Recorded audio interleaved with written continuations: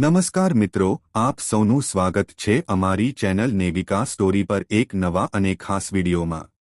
મિત્રો, ભલે પરિસ્થિતિ ગમે તેવી હોય પણ પૂનમના દિવસે એક દીવાવાળો આ સરળ ઉપાય જરૂર કરી લેજો। કહેવામાં આવે છે કે ઉપાયથી ઘરમાં સમૃદ્ધિનો પ્રવાહ વધે છે અને સુખશાંતિનો વાસ થાય છે। આપ સૌ જાણો છો કે 21 મે 1926 શુક્રવારના દિવસે વૈશાખ મહિનાની પવિત્ર પૂર્ણિમા આવી રહી છે। ખાસ વાત એ છે કે શુક્રવાર માતા લક્ષ્મીને સમર્પિત છે, એટલે આ દિવસ વધુ શુભ માનવામાં આવે છે। તેથી વિડીયોને લાઇક કરીને અને જય માં લક્ષ્મી લખીને તમારી શ્રદ્ધા જરૂર વ્યક્ત કરજો।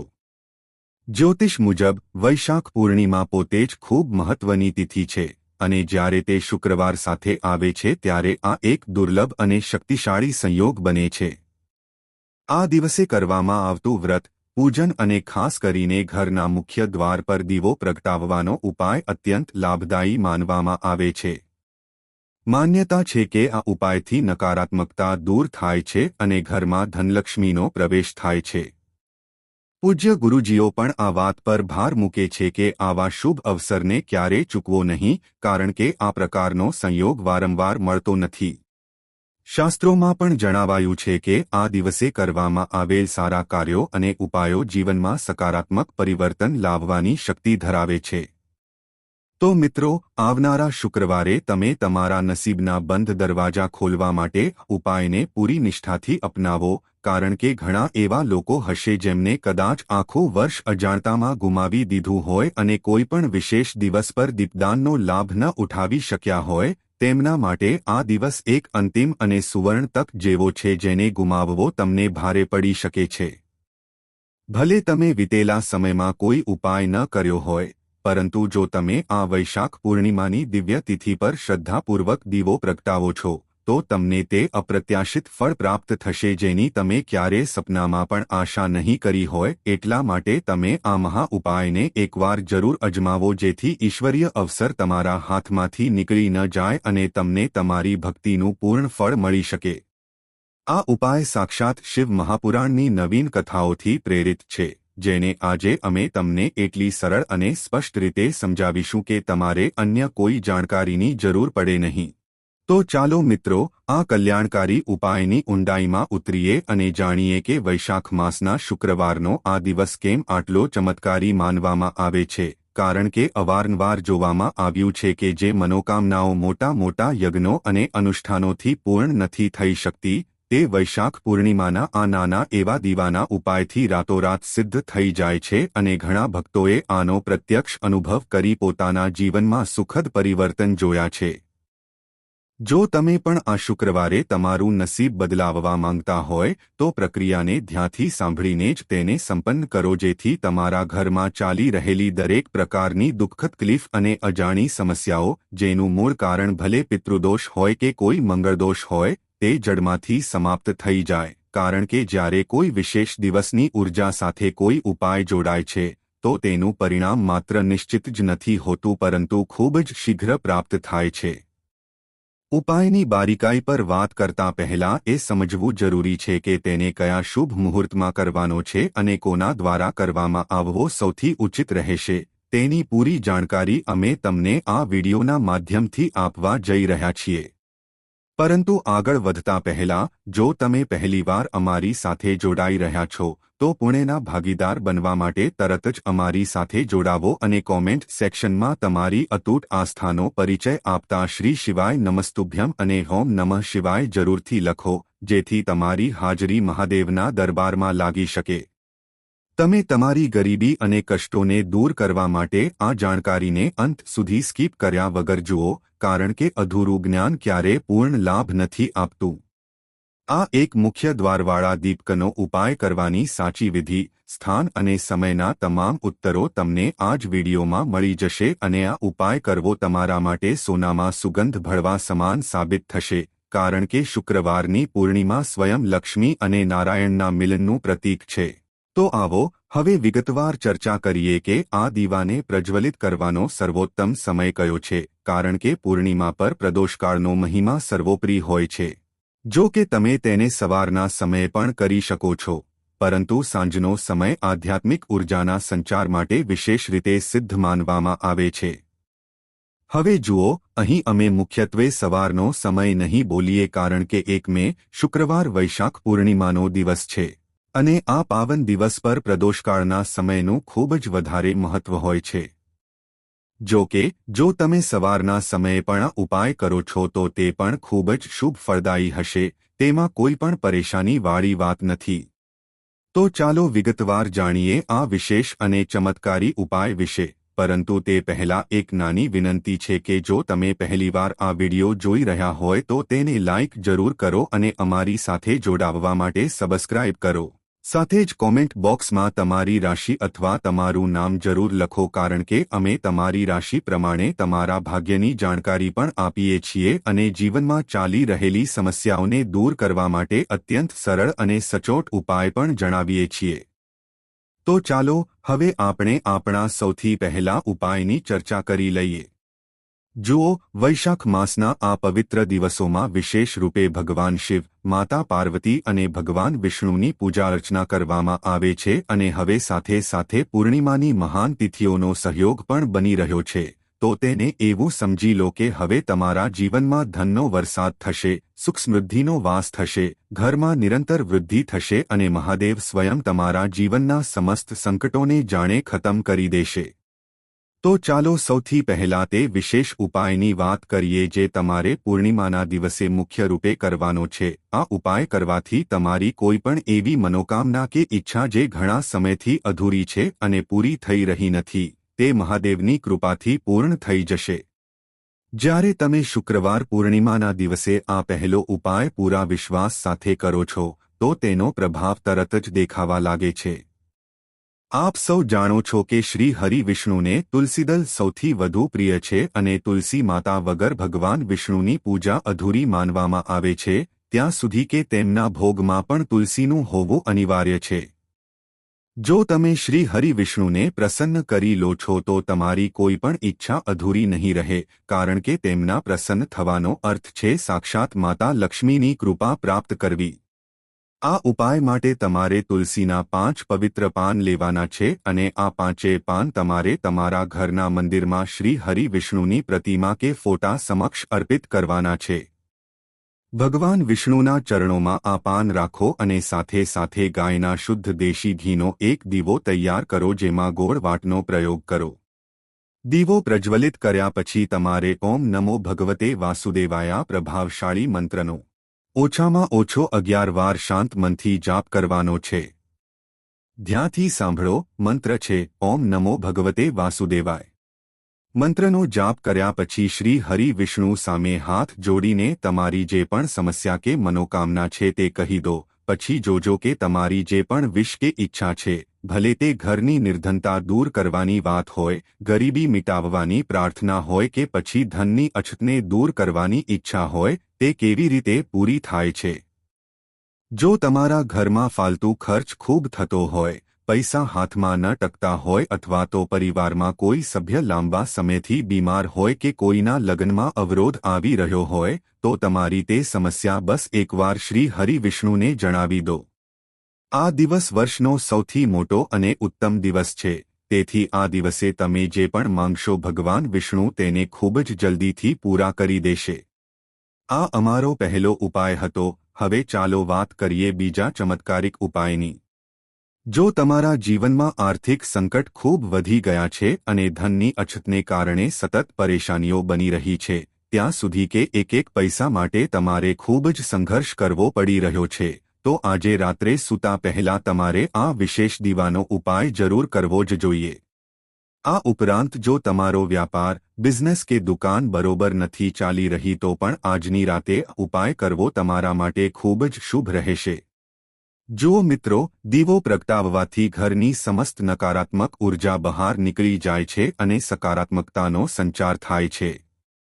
આ ઉપાય કરવાનો અવસર વર્ષમાં માત્ર એક જ વાર મળે છે, એટલા માટે તેને ધ્યાનથી સમજો. આ ઉપાય માટે તમારે તુલસીની સૂકી લાકડીની જરૂર પડશે.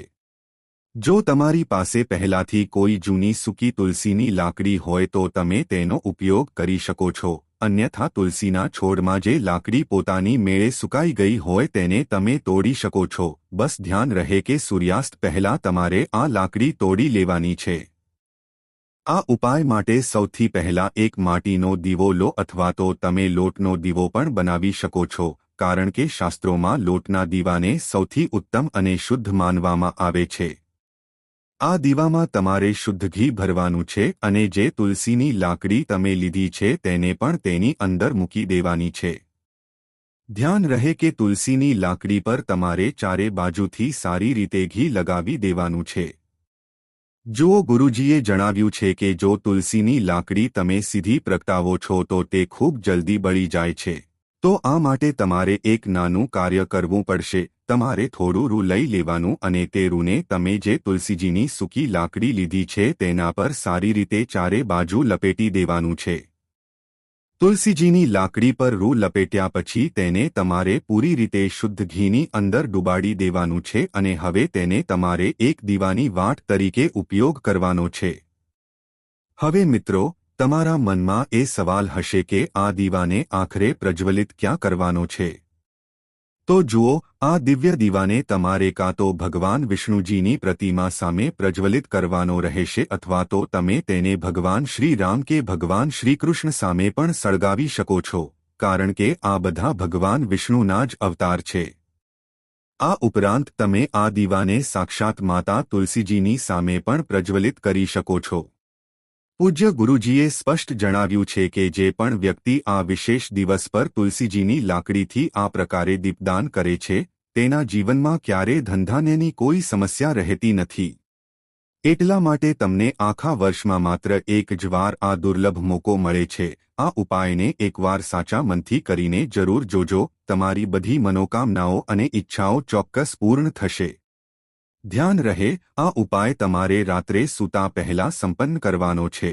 હવે અમે વાત કરીએ છીએ કે તુલસીના કુંડામાં તમારે તે કઈ ગુપ્ત વસ્તુ નાખવાની છે, જે ઉપાય કરવા માત્રથી તમારા જીવનમાં તમે મહાધની બની જશો. તમને એટલું ધન પ્રાપ્ત થશે કે ભવિષ્યમાં ક્યારેય તમારી પાસે પૈસાની અછત નહીં આવે અને ક્યારેય તમારું ધન વ્યર્થના કામોમાં બરબાદ નહીં થાય. તમારી આર્થિક પ્રગતિની અડચણો હંમેશા માટે ખતમ થઈ જશે. જે લોકો અવારનવાર એવી ફરિયાદ કરે છે કે ઘરમાં પૈસો તો બહુ આવે છે પણ ટકતો નથી અથવા તેમાં બરકત નથી થઈ રહી, તેમને આ ત્રીજો ઉપાય વિશેષ રૂપે જરૂર કરવો જ જોઈએ. જુઓ, જેવું કે તમને પહેલા જ જણાવવામાં આવ્યું કે શ્રી હરિ વિષ્ણુની પૂજા માતા લક્ષ્મી વિના અને માતા લક્ષ્મીની પૂજા તુલસી વિના અધૂરી માનવામાં આવે છે. તેથી જ્યારે પણ તમે માતા તુલસી સાથે જોડાયેલા કોઈપણ ઉપાય કરો છો ત્યારે તમે સીધી રીતે શ્રી હરિ વિષ્ણુને પ્રસન્ન કરી લો છો. હવે કઈ વ્યક્તિને કેટલું ભાગ્ય અને ધન આપવું તે પૂરી રીતે શ્રી હરિ વિષ્ણુના હાથમાં હોય છે. જ્યારે ધનનું વિતરણ માતા લક્ષ્મી કરે છે જે પોતે માતા તુલસીનું જ એક દિવ્ય સ્વરૂપ છે. તો તમારે કરવાનું શું છે? તમારે થોડી પીસેલી હળદર લેવાની છે, કારણ કે હળદરનો સીધો સંબંધ શ્રી હરિ વિષ્ણુ અને તમારા ગુરુ ગ્રહ સાથે હોય છે. હળદર તમારી કુંડળીમાં ગુરુને મજબૂત બનાવે છે અને જીવનમાં સુખ સૌભાગ્યને ખેંચવાનું કામ કરે છે. તમારે બસ એક ચપટી પીસેલી હળદર લેવાની છે અને તેને તમારા ઘરના કુંડામાં નાખવાની છે જ્યાં તુલસીનો છોડ લાગેલો છે. હળદર નાખતી વખતે તમારે ઓમ નમો ભગવતે વાસુદેવાયા મંત્રનો ઓછામાં ઓછો 11 વાર શાંતિથી જાપ કરવાનો છે. મંત્રનો જાપ કરતા કરતા ધીરે ધીરે તુલસીના આખા કુંડામાં હળદરનો છંટકાવ કરો. જે વ્યક્તિ આ ઉપાય કરે છે તે માત્ર પોતાની જ નહીં પણ પોતાની આવનારી 7 પેઢીઓની ગરીબી અને નિર્ધનતાને જડમૂળમાંથી મિટાવી દે છે, કારણ કે હળદર કોઈ સામાન્ય વસ્તુ નથી. તે રાતોરાત ચમત્કાર કરવાની શક્તિ રાખે છે. તમે જોયું હશે કે દરેક શુભ કાર્ય, પછી તે લગ્ન હોય કે ગૃહ પ્રવેશ હોય, હળદરનો ઉપયોગ અનિવાર્ય રૂપે કરવામાં આવે છે. હળદર તમારા ગુરુ ગ્રહને એટલો પ્રબળ કરી દે છે કે ધન આગમનના નવા રસ્તાઓ ખુલવા લાગે છે. વૈશાખ પૂર્ણિમાનો આ દિવસ વર્ષનો સૌથી ઉત્તમ દિવસ છે. તેથી આ દિવસે તુલસીના કુંડામાં હળદર નાખવાનો આ ઉપાય શ્રી હરિ વિષ્ણુ અને મહાદેવ બંનેને અત્યંત પ્રસન્ન કરે છે અને તમારા જીવનમાંથી દરિદ્રતાને હંમેશા માટે વિદાય આપી દે છે. તો ચાલો હવે વાત કરીએ આપણે આગલા વિશેષ ઉપાયની જે તમારા ઘરના મુખ્ય દ્વાર સાથે જોડાયેલો છે. આ ઉપાય તમારા ઘરમાં સ્થિર લક્ષ્મીના વાસ માટે છે, જેથી જે પણ પૈસા તમારા ઘરે આવે તે સુખશાંતિ માટે વપરાય, નહીં કે બીમારીઓ કે ફાલતુ ખર્ચમાં જાય. જો તમે દેવાના બોજ નીચે દબાયેલા છો અથવા પૈસા આવવાનું બિલકુલ બંધ થઈ ગયું છે, તો તમારે ફરીથી પીસેલી હળદર લેવાની છે અને તેમાં થોડું પાણી મેળવીને તેની એક ઘટ્ટ પેસ્ટ તૈયાર કરી લેવાની છે. હવે આ જ હળદરની પેસ્ટથી તમારે તમારા ઘરમાં પવિત્ર સ્વસ્તિકના ચિહ્નો બનાવવાના છે. કેટલા સ્વસ્તિક? એક સ્વસ્તિક તમારે બનાવવાનો છે તમારી તે તિજોરી પર જેમાં તમે તમારું કિંમતી ધન અને પૈસા રાખો છો, ભલે તમે તેને પેટીમાં રાખતા હોય કે કબાટમાં, બસ તે સ્થાન પર હળદરથી એક સુંદર સ્વસ્તિકનું નિર્માણ કરવાનું છે. બીજો સ્વસ્તિક તમારા ઘરના મંદિરમાં બનાવવાનો છે અને આની સાથે જ 2 સ્વસ્તિક તમારા ઘરના મુખ્ય દ્વાર પર બહારની તરફ બનાવવાના છે. આ પ્રકારે હળદરથી તમારે કુલ 4 સ્વસ્તિક તૈયાર કરવાના છે, 2 મુખ્ય દ્વારની બહાર, 1 તિજોરી પર અને 1 તમારા પૂજાઘરમાં. બસ આટલો ઉપાય કર્યા પછી તમે પોતે જોશો કે તમારી ધનની તિજોરી હંમેશા પૈસાથી ભરેલી રહેશે અને ક્યારેય ખાલી નહીં થાય, કારણ કે શાસ્ત્રો અનુસાર જ્યાં હળદરનો સ્વસ્તિક હોય છે ત્યાં ક્યારેય દરિદ્રતા વાસ નથી કરતી અને સાક્ષાત ધનની દેવી માતા લક્ષ્મી ત્યાં ખેંચાઈ આવે છે. હળદરનો સીધો સંબંધ ભગવાન શ્રી હરિ વિષ્ણુ સાથે છે અને જ્યાં વિષ્ણુનો વાસ હોય છે ત્યાં લક્ષ્મીજી આપોઆપ જ નિવાસ કરે છે. જો તમે તમારા ઘરના મંદિરમાં સ્વસ્તિક બનાવો છો, તો તેનાથી આખા ઘરમાં સકારાત્મક ઉર્જાનો સંચાર થાય છે અને ઘરની નકારાત્મક શક્તિ કે ખરાબ ઉર્જાઓ તરત જ બહાર નીકળી જાય છે. મુખ્ય દ્વારનો મહિમા તો સૌથી નિરાળો છે, કારણ કે માતા લક્ષ્મીની કૃપા દ્રષ્ટિ સૌથી પહેલા તમારા મુખ્ય દ્વાર પર જ પડે છે અને જો દ્વાર પર હળદરનો સ્વસ્તિક બનેલો હોય તો તેઓ અત્યંત પ્રસન્ન થઈને ઘરની અંદર પ્રવેશ કરે છે. જે વ્યક્તિ વૈશાખ પૂર્ણિમાના દિવસે પોતાના દ્વાર પર આ માંગલિક ચિહ્ન બનાવે છે, તેના ઘરમાં સ્થિર લક્ષ્મીનો વાસ થાય છે અને સુખ સમૃદ્ધિ જળવાઈ રહે છે. સાથે જ પુણ્ય લાભ માટે આ દિવસે ગૌમાતાને લીલું ઘાસ જરૂર ખવડાવો. જો તમને આ જાણકારી ઉપયોગી લાગી હોય તો વિડીયોને લાઇક કરો, અમારી સાથે જોડાવવા માટે સબસ્ક્રાઇબ કરો અને કોમેન્ટ બોક્સમાં હર હર મહાદેવ, જય માં લક્ષ્મી અવશ્ય લખો. હવે વાત કરીએ એક બીજા વિશેષ ઉપાયની. આપણા સૌના ઘરોમાં તુલસીનો છોડ તો હોય જ છે, તો તમારે તુલસીજીના 3 પાન લેવાના છે, પરંતુ ધ્યાન રહે કે પૂર્ણિમાની તિથિના દિવસે તુલસીના પાન તોડવા ન જોઈએ, તેથી તમે તેને 1 દિવસ પહેલા જ તોડીને રાખી લો. આ 3 પાન સાથે તમારે 1 ચપટી હળદર લેવાની છે અને તેમાં થોડું જળ ભેળવીને પેસ્ટ બનાવી લેવાની છે. સાથે જ એક દીવો તૈયાર કરો, ભલે તે માટીનો હોય કે લોટનો, અને તેમાં શુદ્ધ ઘી નાખીને લાંબી વાટનો પ્રયોગ કરો. હવે તમારે તે 3 તુલસીના પાન પર હળદરની 1 બિંદી એટલે કે ચાંદલો કરવાનો છે. પહેલું પાન તમારા ઘરના મંદિરમાં ભગવાન વિષ્ણુ, લડ્ડુ ગોપાલ કે શ્રીરામની પ્રતિમા સમક્ષ ભક્તિપૂર્વક અર્પિત કરવાનું છે. ત્યારબાદ બાકી બચેલા 2 પાન અને દીવો લઈને તમારે ઘરના તુલસી ક્યારા પાસે જવાનું છે. તે બંને પાનને પણ તુલસીજીના મૂળ પાસે અર્પિત કરી દો અને અંતમાં તે લાંબી વાટનો ઘીનો દીવો ત્યાં પ્રજ્વલિત કરી દો. જે પણ ભક્ત આ પાવન દિવસ પર તુલસીજીના 3 પાનનો અદ્ભુત પ્રયોગ કરી લે છે, તેનો પરિવાર હંમેશા સંકટોથી સુરક્ષિત રહે છે અને ઘરના તમામ કલેશ અને તણાવ સમાપ્ત થઈ જાય છે. હવે આગલા ઉપાય તરફ વધીએ. જો તમારા જીવનમાં આર્થિક તંગી ખૂબ જ વધી ગઈ છે, ધનની નિરંતર સમસ્યા બની રહી છે અને ઘણી મહેનત પછી પણ પૈસા હાથમાં નથી ટકી રહ્યા, તો આજે રાત્રે સૂતા પહેલા તમારે આ ચમત્કારી દીવાનો ઉપાય અવશ્ય કરવો જ જોઈએ. જો તમારી વ્યાપાર કે દુકાનમાં પણ મંદી ચાલી રહી છે, તો આ રાત્રિનો વિશેષ ઉપાય તમારા માટે રામબાણ સાબિત થશે, કારણ કે દીવાની જ્યોત ઘરની બધી નકારાત્મક શક્તિઓને બાળીને રાખ કરી દે છે અને ખુશાલીનો માર્ગ પ્રશસ્ત કરે છે. તો મિત્રો, આજનો વિડિયો અહીં પૂર્ણ કરીએ છીએ. આજની આ માહિતી તમને કેવી લાગી અને આ વિડિયો કયા શહેરમાંથી સાંભળી રહ્યા છો તે કમેન્ટમાં જરૂર જણાવજો. પસંદ આવી હોય તો લાઇક અને તમારા મિત્રો સાથે શેર કરજો. ચેનલ પર નવા હોય તો ચેનલને સબસ્ક્રાઇબ કરવાનું ભૂલતા નહીં. મળીએ એક નવા વિડિયોમાં, ત્યાર સુધી બધાને જય શ્રી કૃષ્ણ. ધન્યવાદ.